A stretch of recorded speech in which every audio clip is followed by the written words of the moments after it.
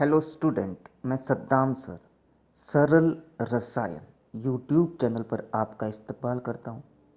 हमने अपने previous video lecture में 16 ग्रुप एलिमेंट की 6 फिजिकल प्रॉपर्टी स्टडी की थी। आज हम पढ़ेंगे उसी के आगे 7th फिजिकल प्रॉपर्टी जो है atomic radius. Atomic radius means distance between nucleus and outermost shell is called atomic radius. अब इसके अंदर फर्स्ट ऑफ ऑल हमें यह जानना है कि पी ब्लॉक में 15th ग्रुप या 16th ग्रुप, इन दोनों में से एटॉमिक रेडियस किसकी ज़्यादा होगी। तो जैसे जैसे हम पी ब्लॉक के अंदर 15th ग्रुप से 16th ग्रुप जाएं, 16 से 17 जाएं, 17 से 18 जाएं, तो पीरियड में इस ऑर्डर में चलने पर एटॉमिक नंबर बढ़ता है और एटॉमिक नंबर बढ़ने के कारण नंबर ऑफ इलेक्ट्रॉन और नंबर ऑफ प्रोटॉन बढ़ेंगे। नंबर ऑफ इलेक्ट्रॉन और नंबर ऑफ प्रोटॉन बढ़ने के कारण Z effective, it means effective nuclear charge बढ़ेगा और चार्ज बढ़ने के कारण इलेक्ट्रॉन और न्यूक्लियस के बीच में अट्रैक्शन फोर्स ज़्यादा होगा और अट्रैक्शन फोर्स ज़्यादा होगा, इट मीन्स क्या हो गया, एटॉमिक साइज जो है कॉन्ट्रैक्ट हो जाएगी यानी स्मॉल हो जाएगी। तो यहाँ पर कहना चाहें कि 15 और 16 में देखा जाए तो 15 और 16 में से 15 की एटॉमिक साइज बिगर होती है किससे, 16 के कंपैरिजन में। रीज़न मैं आपको बता ही चुका हूँ, तो इसका रीज़न जो बेसिकली कहें वो यही कह सकते हैं कि due to increasing Z effecting on going left to right in periodic table. Next बात करें इसके अंदर तो हम जाते हैं अब ग्रुप के अंदर। तो ग्रुप में टॉप टू बॉटम जाने पर फर्स्ट कंडीशन तो यही है कि नंबर ऑफ सेल जो होंगे वो इंक्रीज होंगे। सेल इंक्रीज होंगे it means attraction force reduce होगा और अट्रैक्शन फोर्स रिड्यूस हो गया इट मीन्स एटॉमिक साइज जो है वो इंक्रीज हो जाएगी। तो on going top to bottom atomic size of 16th group is increased. Next बात करते हैं इसके अंदर आयन और पेरेंट एटम की। ऑक्सीजन पेरेंट एटम है और ऑक्सीजन में 2 इलेक्ट्रॉन ऐड कर दिए जाएं तो वो एनायन बन जाएगा।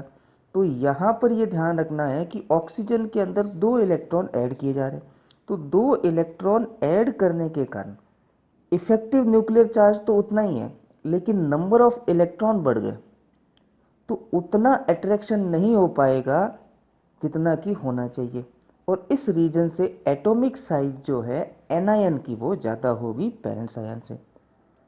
तो यहाँ पे इसको एक्सप्लेन करने के लिए मैं बोल सकता हूँ कि on addition of electron the Z effective is reduce, यानी कि नेगेटिव चार्ज बढ़ रहा है और एक चीज़ बढ़ रही है तो दूसरे को हम क्या कहेंगे, घटेगी। तो यहाँ पे इफेक्टिव न्यूक्लियर चार्ज यानी प्लस चार्ज जो है कम होगा जब इलेक्ट्रॉन ऐड किया जाता है। तो इस कारण से इलेक्ट्रॉन जो होंगे क्लोज होंगे एक्सपेंडली और क्लोज ज़्यादा होने के कारण जो है उनके बीच में फोर्स ऑफ अट्रैक्शन कम होगा और फोर्स ऑफ अट्रैक्शन कम होने के कारण एटॉमिक साइज ज़्यादा होगी। तो सिंपल वे में कहना चाहूँ तो इतना कह सकते हैं कि नंबर ऑफ इलेक्ट्रॉन बढ़ने के कारण जो न्यूक्लियस है सभी इलेक्ट्रॉन को एक ही ऑर्डर में जो है अट्रैक्ट नहीं कर पाता है और एक ही ऑर्डर में अट्रैक्ट नहीं कर पाएगा इट मीन्स उसकी एटॉमिक साइज क्या होगी, बढ़ जाएगी। तो यहाँ पे क्लियर है एनायन की एटॉमिक साइज ज़्यादा होती है पेरेंट एटम से। तो ये थी एटॉमिक रेडियस। करेंगे हम इसके अंदर 16th ग्रुप की प्रॉपर्टी नंबर 8 की, जो कि है आयनाइजेशन एंथैल्पी। आयनाइजेशन एंथैल्पी मतलब the required energy to remove an electron from gaseous isolated atom. It means gaseous isolated atom से या उसके आउटर मोस्ट सेल से एक इलेक्ट्रॉन को रिमूव करने के लिए जो एनर्जी रिक्वायर्ड होती है उसको बोलते हैं आयनाइजेशन एंथैल्पी। तो यहाँ पर फर्स्ट ऑफ ऑल वही बात करेंगे जो पहले कही थी कि 16th ग्रुप और 15th ग्रुप में से किसकी ज़्यादा होगी और हमें ये ध्यान रखना है कि ionization enthalpy is inversely proportional to the atomic size, यानी जितनी एटम की साइज छोटी होगी उतना इलेक्ट्रॉन और न्यूक्लियस के बीच में अट्रैक्शन ज़्यादा होगा और अट्रैक्शन ज़्यादा होने के कारण इलेक्ट्रॉन को रिमूव करने के लिए ज़्यादा एनर्जी की रिक्वायरमेंट होगी। इट मीन्स आयनाइजेशन एंथैल्पी बढ़ेगी। तो यहाँ पे हमें देखना है कि किसकी एटॉमिक साइज छोटी है, और प्रीवियसली हम बात कर चुके हैं कि 16th group is smaller than 15th group. It means 16th group की एटॉमिक साइज कम है, तो इसका आयनाइजेशन एंथैल्पी क्या होगा, हाई होगा। अब हम चलते हैं इसके अंदर ग्रुप में। तो ग्रुप में देखा जाए यहाँ पर, तो टॉप टू बॉटम जाने पर एटॉमिक साइज इंक्रीज हो रही है, और एटॉमिक साइज इंक्रीज हो रही है, इट मीन्स अट्रैक्शन फोर्स कम है, इलेक्ट्रॉन इजीली रिमूव कर सकते हैं, और इलेक्ट्रॉन इजीली रिमूव करने के कारण इनकी आयनाइजेशन एंथैल्पी होगी वो डिक्रीज हो जाएगी। नेक्स्ट प्रॉपर्टी की बात करें तो वो है electronegativity. Electronegativity is a tendency to attract the electron from the other atom, यानी किसी एटम के इलेक्ट्रॉन को अट्रैक्ट करने की जो टेंडेंसी होती है उसको बोलते हैं इलेक्ट्रोनेगेटिविटी। अब इसमें भी वही ऑर्डर चलता है कि 15th और 16th में से ज़्यादा किसका होगा, 16th का होगा। क्यों ज़्यादा होगा, अट्रैक्शन फोर्स न्यूक्लियस का ज़्यादा हो गया, और उसी अट्रैक्शन फोर्स को क्या बोल रहे हैं हम, electronegativity. It means 16th group की इलेक्ट्रोनेगेटिविटी ज़्यादा होगी। और यही ऑर्डर हम ग्रुप में चलें तो इसके अंदर क्या होगा, वही एटॉमिक रेडियस इंक्रीज हो रही है और इलेक्ट्रोनेगेटिविटी जो है वो डिक्रीज हो रही है। तो ये कंडीशन है इसके अंदर। नेक्स्ट बात करते हैं इसके अंदर मेल्टिंग पॉइंट की। एक मेल्टिंग पॉइंट में से छोटा सा क्वेश्चन बनता है, तो पहले मेल्टिंग पॉइंट को पढ़ लेते हैं। तो मेल्टिंग पॉइंट में देखा जाए तो oxygen, sulphur, selenium, tellurium, polonium, इसमें देखा जाए ऑक्सीजन से लेकर टेलुरियम तक तो मेल्टिंग पॉइंट इंक्रीज हो रहा है। क्यों इंक्रीज हो रहा है, क्योंकि सरफेस एरिया इंक्रीज हो रहा है, और सरफेस एरिया इंक्रीज होने के कारण फोर्स ऑफ अट्रैक्शन ज़्यादा लगेगा एटम्स के बीच में, और फोर्स ऑफ अट्रैक्शन ज़्यादा होने के कारण उनकी बाइंडिंग कैपेबिलिटी ज़्यादा होगी या बाइंडिंग स्ट्रेंथ अच्छी होगी। बाइंडिंग स्ट्रेंथ अच्छी होने के कारण उन्हें ईजीली जो है दूर दूर नहीं किया जा सकता है, और ईजीली दूर दूर नहीं किया जा सकेगा, इसका मतलब उनका मेल्टिंग पॉइंट क्या होगा, हाई होगा, ज़्यादा टेम्परेचर देना पड़ेगा उनको दूर दूर करने के लिए। अब यहाँ पर एक वेरिएशन आ रहा है कि टेलुरियम और पोलोनियम में से टेलुरियम की ज़्यादा होती है, लेकिन एक्चुअली होना क्या चाहिए था कि भाई टॉप टू बॉटम इंक्रीज हो रही है तो पोलोनियम की सबसे ज़्यादा होनी चाहिए थी, लेकिन यहाँ पे कुछ वेरिएशन हुआ और क्या हो रहा है कि टेलुरियम की ज़्यादा होती है। तो इसका रीज़न क्या है, क्योंकि इनके बीच में जो है वॉन्डरवॉल फोर्स प्रेजेंट होते हैं, और वॉन्डरवॉल फोर्स प्रेजेंट होने के कारण जो है टेलुरियम का मेल्टिंग पॉइंट इंक्रीज हो जाता है। नेक्स्ट बात करें इसके अंदर, तो नेक्स्ट टॉपिक है हमारा chemical property. It means physical property हमारी कंप्लीट हो गई है 16th ग्रुप की। केमिकल प्रॉपर्टी के अंदर फर्स्ट पॉइंट लेंगे oxidation state. Oxidation state is a real और imaginary charge at the atom when it combine state.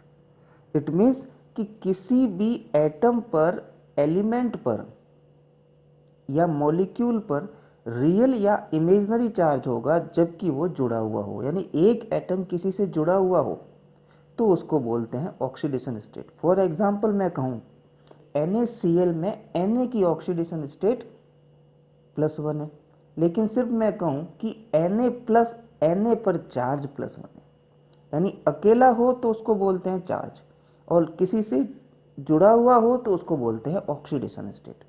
इनके आउटरमोस्ट सेल के अंदर ऑक्टेट को कंप्लीट करने के लिए 2 इलेक्ट्रॉन की रिक्वायरमेंट होती है, और 2 इलेक्ट्रॉन की रिक्वायरमेंट होती है, इस रीजन से इनकी जनरल ऑक्सीडेशन स्टेट जो होती है वो -2 होती है, क्योंकि 2 इलेक्ट्रॉन गेन करके अपना ऑक्टेट कंप्लीट करना चाहता है। लेकिन इसके कुछ एक्सेप्शन है, जो है फर्स्ट जो है ऑक्सीजन डाइफ्लोराइड। ऑक्सीजन डाइफ्लोराइड के अंदर ऑक्सीजन की ऑक्सीडेशन स्टेट जो होती है +2। इसी तरीके से नेक्स्ट जो है O2F2, इसमें +1। परऑक्साइड देखा जाए -1, और सुपर ऑक्साइड देखा जाए तो 1/2। तो ऑक्सीजन की ऑक्सीडेशन स्टेट चेंज हो रही है इसके अंदर, तो इनको हमने एक्सेप्शन के अंदर डाला है। नेक्स्ट बात करें इसके अंदर, ऑक्सीजन ओनली फॉर जो है -2 ऑक्सीडेशन स्टेट शो करता है, लेकिन बाकी जितने भी एलिमेंट हैं वो हायर ऑक्सीडेशन स्टेट शो करते हैं। जैसे सल्फर है, सल्फर +6 ऑक्सीडेशन स्टेट शो करता है H2SO4 में, आप देखें। इसका रीज़न क्या है उसको स्टडी करते हैं। इसका जो मेन रीज़न है वो फर्स्ट रीज़न है कि एटॉमिक साइज स्मॉल होती है, नेक्स्ट हाई पोलैरिटी होती है, नेक्स्ट हाई इलेक्ट्रोनेगेटिविटी होती है। फोर्थ पॉइंट में जो है absence of vacant D orbital करना। ऑक्सीजन के अंदर डी ऑर्बिटल नहीं होते हैं, लेकिन सल्फर के अंदर या दूसरे जितने भी कॉरस्पॉन्डिंग एलिमेंट है इस ग्रुप के उनमें प्रेजेंट होते हैं। तो यहाँ पर ये ध्यान रखना कि फोर्थ पॉइंट के अंदर absence of vacant D orbital आपको लिखना है जब आप नोटबुक में लिखें। तो यहाँ पे बात की कि वैकेंट डी ऑर्बिटल प्रेजेंट होने से कैसे ऑक्सीडेशन स्टेट इंक्रीज होती है। फॉर एग्जांपल सल्फर में देखा जाए तो नियॉन 3s2 3p4 और 3d0। अब मैं इसमें क्या करता हूँ कि इसके आउटरमोस्ट शेल में 6 इलेक्ट्रॉन है। अब इन 6 इलेक्ट्रॉनों को अनपेड कर दिया जाए तो इसकी वैलेंसी इंक्रीज होगी कि नहीं होगी, यानी कि 6 और इलेक्ट्रॉन चाहिए इसको किसी से कंबाइन होने के लिए। तो यहाँ पे मैं एक इलेक्ट्रॉन जो है 3p से 3d में डाल देता हूँ, तो हो गए हमारे पास 5। इसी तरीके से इसके अंदर जो है एक 3s2 से भी d में डाल दूँ, तो इसके अंदर वैकेंट डी ऑर्बिटल होने के कारण इलेक्ट्रॉन अनपेड होने की पॉसिबिलिटी ज़्यादा रहती है। और इलेक्ट्रॉनों के अनपेड जितने ज़्यादा अनपेड इलेक्ट्रॉन होंगे उतने ज़्यादा वो उससे कंबाइन होगा। तो यहाँ पर जो है 3s2 और 3p4 में 2 पेड इलेक्ट्रॉन है। ये दोनों इलेक्ट्रॉन जो है अपने d को दे दे, और d को देने के बाद number of unpaired electron increase हो जाता है। और number of unpaired electron increase होने के कारण यहाँ पर जो है हायर ऑक्सीडेशन स्टेट रिप्रेजेंट की जाती है।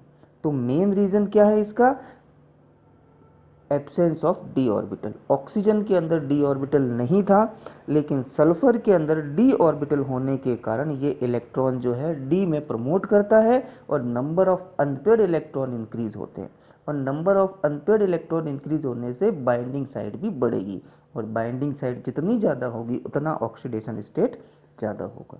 अब यहाँ पर हम देखें कि H2O जो है लिक्विड की फॉर्म में एग्जिस्ट करता है, लेकिन H2S जो है गैसियस फॉर्म में एग्जिस्ट करता है। यानी दोनों एक ग्रुप के ही है, लेकिन एक जो है नेचर के अंदर लिक्विड फॉर्म में है और दूसरा गैसियस स्टेट के अंदर है। क्यों? क्योंकि H2O के मॉलिक्यूल के बीच में हाइड्रोजन बॉन्डिंग प्रेजेंट होती है। अब ये हाइड्रोजन बॉन्डिंग किस टाइप से होती है उसको देखना चाहें तो मैं यहाँ पर H2O के 2 मॉलिक्यूल बनाता हूँ।